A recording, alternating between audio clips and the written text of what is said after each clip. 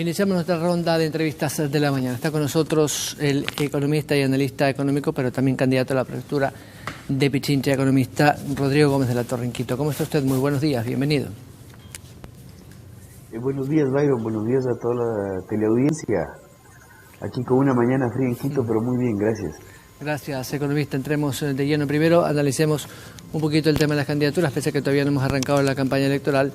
Vamos a darnos tiempo para, en un par de minutos, analizar un poco lo que representa para Creo, esta organización nueva que ha tenido una participación discreta pero importante en la última elección, con miras a precisamente eso, las elecciones de 2014 para las regionales.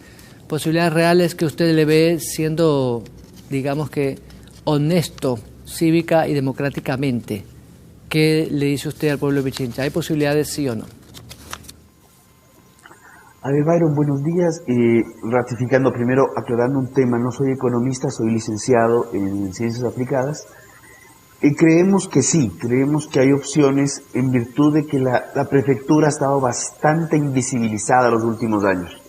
Hay muchas obras, hay muchos proyectos que están en pendiente y creemos, teniendo la experiencia de haber trabajado, teniendo la experiencia de haber concretado soluciones hacia el sector agropecuario, soluciones hacia el sector hidrocarburífero en su momento, soluciones viales, creemos que podemos hacer un muy buen trabajo en la prefectura y sí, la pelea es dura, pero hay que hacerla y yo creo que hay que mojarse el poncho en beneficio de la provincia, de los pichinchanos, y si podemos, desde aquí, desde Pichincha, dar un ejemplo de cómo se pueden hacer las cosas hacia el país, hacerlo. Creemos que hay buenas posibilidades. 45 días de campaña son suficientes para visitar, bueno, son pocos los cantones, pero los recintos son muy diversos en toda la provincia de Pichincha. Posibilidades precisamente de aquello de hacer una campaña puerta a puerta, porque con 45 días en temas mediáticos o publicitarios no representa mucho en la mente del consumidor, dirían los que estudian marketing. Va un poco más allá de solamente los 45 días. La lógica de campaña en estos momentos es ligeramente perversa, porque claro, el periodo pre-campaña lo tenemos en un periodo navideño, y particularmente en Quito, con lo que son fiestas de Quito, realmente la gente está pensando en cualquier otra cosa. Sin embargo, tenemos que competir contra un gobierno que lleva haciendo propaganda política desde hace 7 años, con 9 procesos electorales de por medio. No le tenemos miedo al tema, estamos listos para difundir el mensaje, un puerta a puerta, y claro está, en Pichincha, si bien no tenemos alcalde en Quito, tenemos todas las concejalías y tenemos 28 de las 33 juntas parroquiales de Quito como distrito metropolitano. De igual manera, en los 7 cantones estamos con candidatos y tenemos gente que ya nos conoce, con quien ya hemos trabajado anteriormente, y hay un trabajo desplegado de años en la provincia.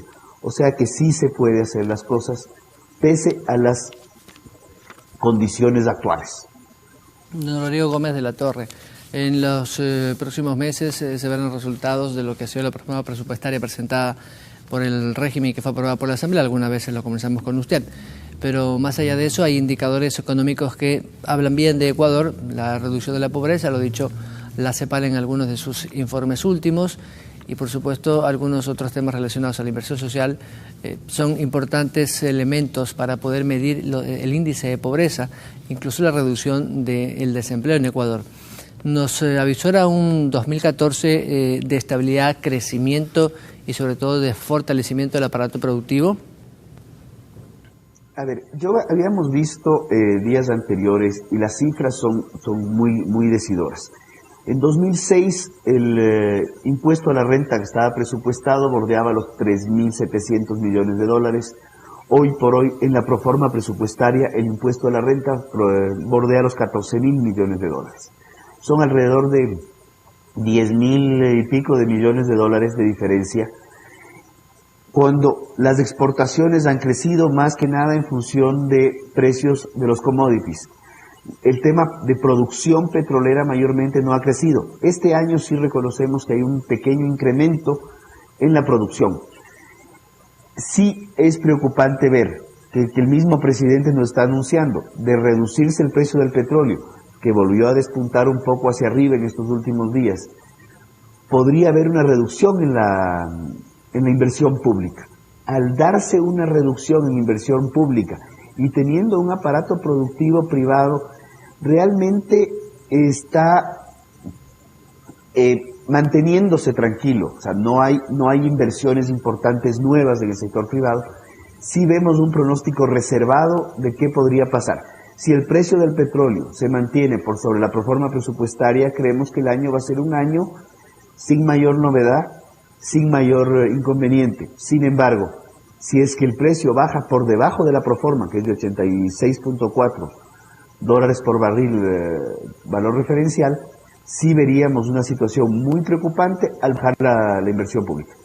Eso sí nos preocupa, porque vemos que el impuesto al valor agregado es uno de los impuestos que más ha crecido en los últimos años y es un impuesto más bien vinculado al consumo.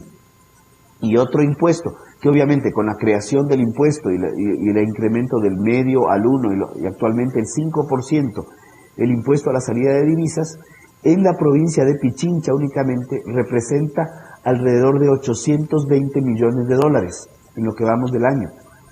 ¿Qué sucede? ¿Cuánta plata está saliendo por concepto de importaciones que se está pagando el gobierno, esos 820? Y nos preocupa cuánta plata está saliendo del país. Eso sí es preocupante porque hay gente que todavía prefiere pagar el ISD del 5% y sacarla a un sitio donde se sienta él más seguro de su dinero.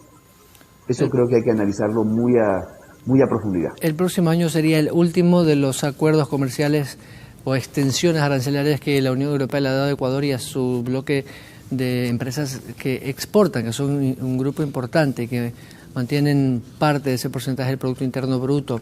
¿Es urgente y necesario tener un acuerdo a largo plazo con la Unión Europea y con los Estados Unidos? ¿Y qué posibilidades habría de que en el 2014, así como se ha mantenido la política comercial exterior de Ecuador, podamos tener dos herramientas arancelarias para el próximo año?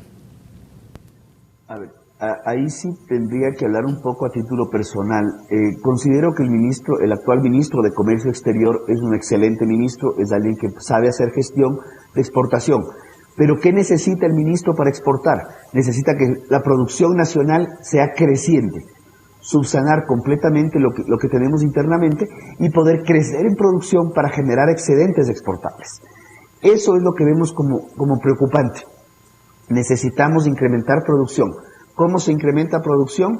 Tenemos que dar confianza al emprendedor, tanto al grande, al mediano, al pequeño. Y necesitamos fundamentalmente buscar cadenas de comercialización. Hemos ya buscado a nivel de microproductores y tenemos ya una plataforma que nos está pensando para exponerla a lo largo de la campaña de cómo poder crear a cada pequeño productor, hacerlo exportador. Es factible, es viable y está funcionando ya hoy en día en algunos productos. Entonces queremos ver, en el caso de Montecristi, pues tener la posibilidad, y me paso un poco a Manabí, pero tener la posibilidad de comprar 1 o 2 sombreros para enviarle a mis hermanos o a mis primos o a mis amigos que están en Bielorrusia o en Estados Unidos. Ese tipo de cosas las estamos trabajando. Particularmente el Ecuador genera muchísimo dinero en exportaciones y muchísimas divisas. 14.000 millones en petróleo y tenemos una importación de 5.000 millones aproximadamente en derivados, lo cual nos quedan 9.000 millones. Del sector agropecuario, en primario y en producto elaborado, salen alrededor de 8.000 millones de dólares del país en exportaciones. O sea que el potencial del Ecuador es gigantesco. Démosle confianza al productor, démosle confianza al empresario y crezcamos con el país, que tenemos cómo hacerlo. Pregunta final, señor Rodrigo Gómez de la Torre. Los commodities que llama usted, que son básicamente materia prima, es decir, productos agroexportables que son, digamos, el pilar fundamental de la economía ecuatoriana, deberían trabajarse en un valor agregado para que efectivamente puedan tener una mejor entrada y aceptación en los mercados internacionales. Byron, pues en ese caso el tema del atún, el atún ya sale enlatado, eso genera que hay la pesca, de la pesca procesamos el producto y exportamos. Obviamente hay un residuo que lo utilizamos para hacer harina de pescado, que lo utilizamos aquí en el Ecuador para otros fines. La misma situación deberíamos planificarla hacia banano, hacia café, hacia cacao. En vez de exportar cacao, ¿por qué no exportar chocolate? Ya hay ligeras muestras de eso, se exporta pasta de cacao. el tema de definir los nombres. En el caso del cacao se exporta licor de cacao y está exportándose por la palabra licor, cuando no es bebida alcohólica, sino simplemente se lo conoce así, se exporta con aranceles adicionales. Los acuerdos comerciales con Europa, Estados Unidos, Latinoamérica, son necesarios e indispensables, en base a reglas claras, eso sí, definitivamente, pero son necesarios, porque el productor lo que necesita es vender su producto, y mientras más amplio y más grande sea el mercado, mayor posibilidades tiene de vender, de crecer, y de ahí saldrán los impuestos para sustentar las proformas presupuestarias que siguen creciendo a pasos agigantados. Don Rodrigo Gómez de la Torre, muchas gracias por su análisis. Muy amable, Byron, muchas gracias a la teleaudiencia. Rodrigo Gómez de la Torre, quien es un analista económico, pero que también está terciando para las elecciones seccionales del próximo 2014 como candidato a prefecto de Pichincha. Vamos a la pausa, estará con nosotros un abogado en libre ejercicio para hablar sobre las reformas al Código Integral Penal. Don Pablo Cornejo estará con nosotros enseguida a la hora del corte. Volvemos.